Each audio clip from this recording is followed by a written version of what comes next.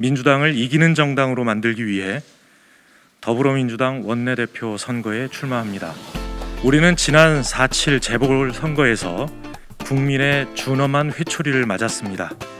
이제 반성과 개혁의 시간입니다. 저부터 반성하고 변하겠습니다. 소통하고 공감하면서 당의 변화를 만들어내겠습니다. 지금의 위기를 극복하고 반드시 네 번째 민주정부를 만들어내겠습니다. 얘기도 나오고 최근에 초선 의원들이 입장문 낸 거 관련해서 또 당원들의 비판이 좀 거센 상황인데 그런 상황들 종합적으로 어떻게 보고 계신지.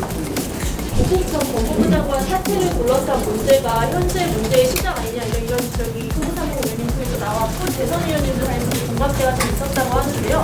선거 때 원행이 좀 논란이 있던 분은 나오면 안 된다 특히 지금 선거에 이런 말씀하셨는데 그거에 대해서 좀 어떻게 보십니까? 저는 지금까지 의원 활동을 해오면서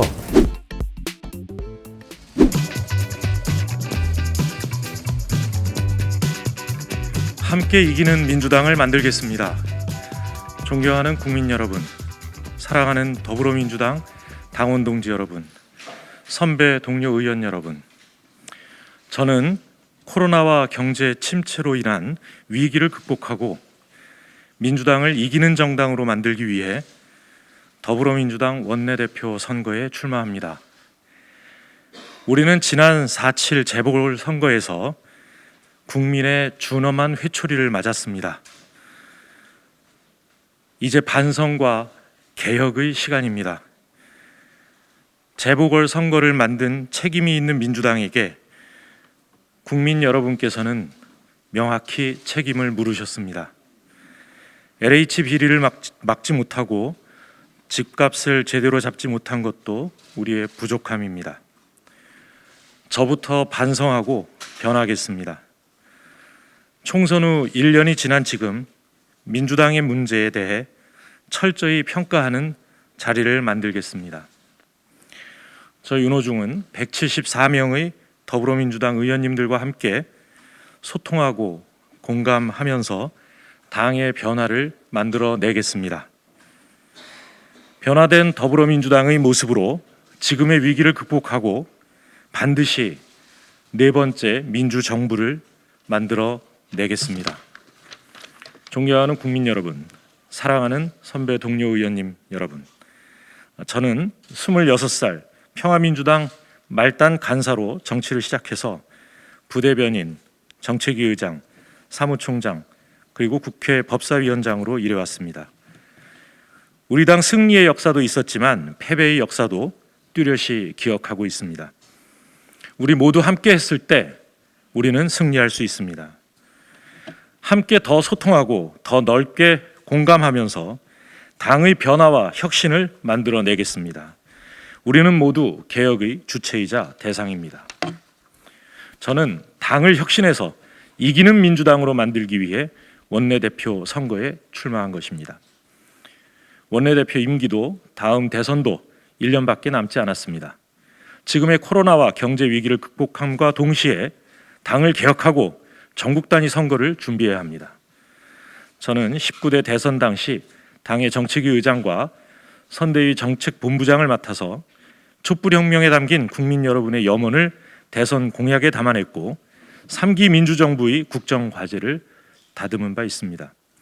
총선 당시에는 당 사무총장과 총선 기획단장으로서 원칙에 따른 공정한 공직후보 추천 절차를 통해 현역 의원이 단 한 명 이탈하지 않은 시스템 공천을 완성했습니다. 특히 어느 때보다 공직 후보자에 대한 도덕성 검증 기준을 강화했고 엄격히 적용한 바 있습니다. 이제 간절한 저의 소망은 승리하는 선거를 준비한 경험을 바탕으로 당의 단합과 쇄신을 통해 4기 민주정부를 창출하는 것입니다. 당의 단합과 쇄신을 통해 4기 민주정부를 창출하는 것입니다. 의원님 한 분 한 분의 전문성을 살려 4기 민주정부의 토대를 만들어 나가겠습니다. 저 윤호중 오로지 더불어민주당의 승리를 위해 공정하고 정의롭게 일하겠습니다. 국민 앞에 더욱 겸손하고 보다 세밀한 정책 정당을 만들겠습니다. 의원님들과 힘을 모아 코로나와 경제 위기를 극복해 내겠습니다. 존경하는 당원 동지 여러분, 그리고 선배 동료 의원 여러분, 우리는 개혁할 것이고 국회 앞에 더 낮게 국민에게 다가갈 것이고 반드시 승리할 것입니다. 함께 네 번째 민주정부의 길을 열어주시길 간절히 부탁드립니다. 감사합니다.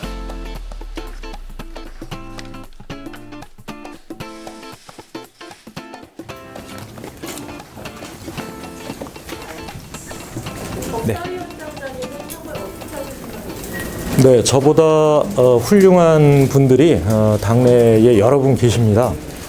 이 훌륭한 분을 모시도록 하겠습니다. 네, 이기 원내대표는 원구성 협상을 한 바가 없습니다. 예, 그 1기 원내대표의 원구성 이 협상 내용에 따라서 진행할 수밖에 없습니다.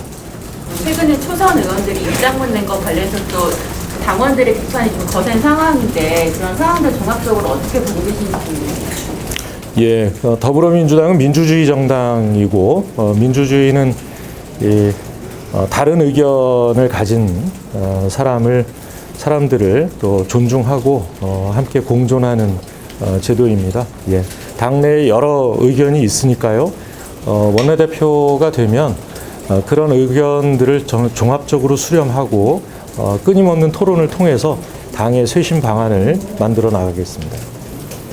당 일각에서 조국 전 법무부 장관 사퇴를 둘러싼 문제가 현재 문제의 시작 아니냐 이런 지적이 조국상공 의원님 통해서 나왔고 재선 의원님들 사이에서도 공감대가 좀 있었다고 하는데요. 당시 법사위원장에 있어서 이에 대해서는 좀 어떻게 개인적으로 생각하시는지. 당시 법사위원장은 제가 아니었고요. 네. 네. 이미 그 1년 반 이전에 있었던 일이라 거기에 대해서 제가 개인적인 평가는 하지 않겠습니다. 그 문제가 결국 지금의 당의 위기를 불러온 거 아니냐라는 지적이거든요. 그거는 연관되지 않을까요? 그 부분에 대해서도 그 당내에 다양한 의견이 있는 것으로 알고 있습니다. 그 다양한 의견을 잘 수렴해 보겠습니다. 선거 때 언행이 좀 논란이 있었던 분은 나오면 안 된다 책임지고 선거에 이런 말씀하셨는데 거기에 대해서 좀 저는 지금까지 의원 활동을 해오면서 또 정당 활동을 해오면서 계파보다는 당을 우선으로 생각하고 이 활동을 해온 사람이라는 점을 먼저 말씀드리고요.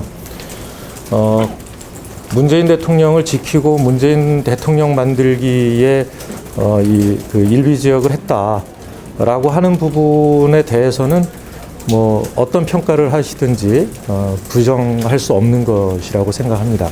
아마 우리 당에는 모든 의원들이 다 같은 입장이 아닌가 이렇게 생각을 하고요.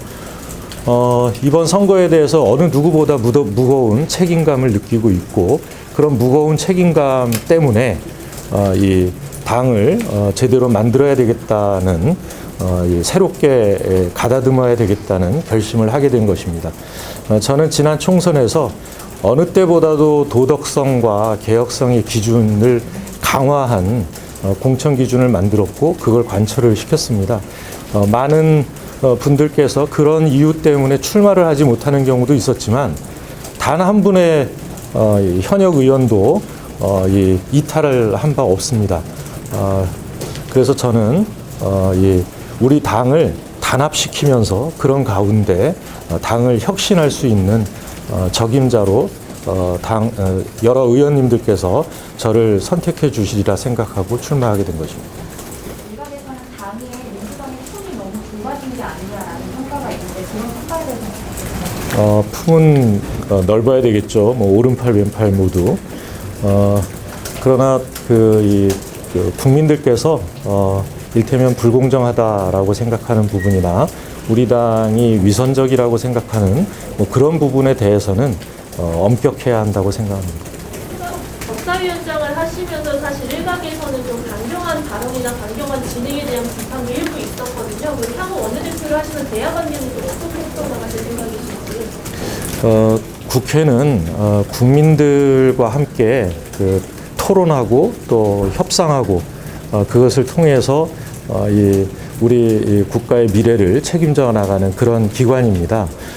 그렇기 때문에 여야 간에는 어떤 이견이 있더라도 항상 대화를 하고 또 타협을 모색해야 한다고 생각합니다. 지금까지 뭐 여러 가지 문제점들이 있었던 것은 없지 않으나 저는 기본적으로 저 스스로를 의회주의자라고 생각하고 있습니다.